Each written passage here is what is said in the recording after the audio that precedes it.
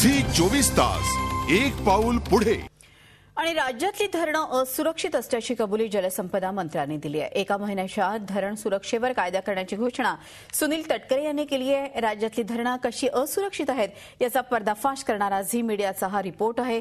त्यानंतर सरकार जागं झालंय।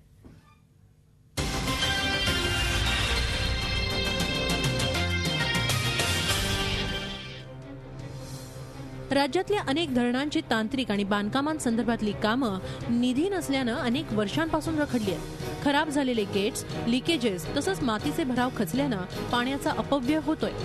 झी मीडियानं हे सगळं समोर आणल्यावर सरकारला जाग आली आहे। जायकवाडीच्या संदर्भामध्ये तशापैकीचा एक अहवाल आलाय। आम्ही मधल्या कालावधीमध्ये एक बैठक प्रधान सचिव, मी, आमच्या दुसऱ्या प्रधान सचिव आणि तिथल्या अभियंत्यांची घेतली। त्यामुळे डॅम सेफ्टी हा विषय अत्यंत महत्त्वाचा आहे। धरणांची अंतर्गत आणि बाह्य सुरक्षा ही ऐरणीवर आल्याचं जलसंपदा मंत्र्यांनी मान्य केलं।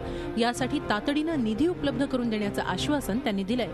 धरणाचं असलेलं काम त्याच्याबद्दलचं आणि दुसरा इतर अर्थाने म्हणून एक तर कामांच्या संदर्भामध्ये आपण MWSIP अंतर्गत काही कामं घेतलेली आहेत, ती पूर्णत्वास कालबद्ध पद्धतीने नेणं हा एक भाग आणि सुरक्षिततेच्या दृष्टिकोनातून आपल्याला उपाययोजना करणं हा दुसरा भाग।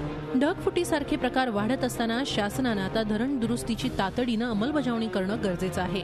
नागरिकांच्या सुरक्षेसाठी ही दुरुस्ती वेळेवर होतीये की नाही याचा पाठपुरावाही झी मीडिया करणार आहे। योगेश खरेसह bureau report, Zee media, Nashik.